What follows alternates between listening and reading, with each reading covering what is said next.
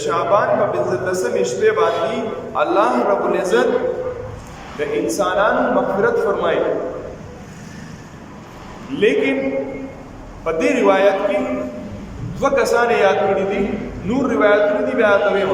په دې روایت کې دوه کسان یاد کړي دي چې د دې دوه کسانو نه علاوه د ټول مغفرت کیږي. د دې دوه کسانو نه علاوه د ټول مغفرت وشي، لیکن د دې دوه کسانو مغفرت نه کیږي.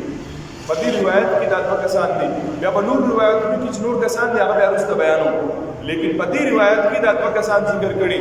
اول نمبر هغه سړی چې دی مشرکی، د مشرک الله رب العزت په شعبان په دې مبارک شپه باندې هم مغفرت نه فرمایي، ځکه چې دی مشرک دی.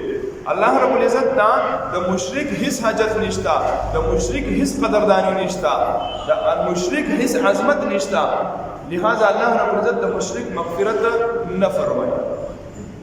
دویم نمبر د هغه سړی الله رب العزت مغفرت نه فرمایي چې کوم سړی د په زړه کې شحنا نبی علیہ السلام فرمایل.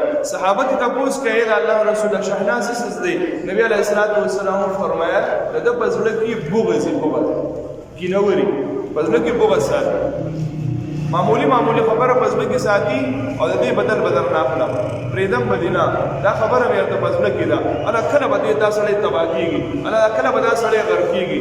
د په زړه کې دنه خبره ساتي د بل مسلمان لپاره، دا که د هر چا لپاره ساتي، کدا د ملګری لپاره ساتي، کدا د رور لپاره ساتي، کدا د مور لپاره ساتي، کدا په خاندان کې د تر او د تر زوی لپاره ساتي، د ماما د زوی لپاره ساتي، د ورندار لپاره ساتي، د هر چا لپاره ساتي. د په زړه کې بغض دی، د دې بغض د وجه نه نبی علیه السلام فرمایل الله رب العزت د مغفرت نه فرمایي.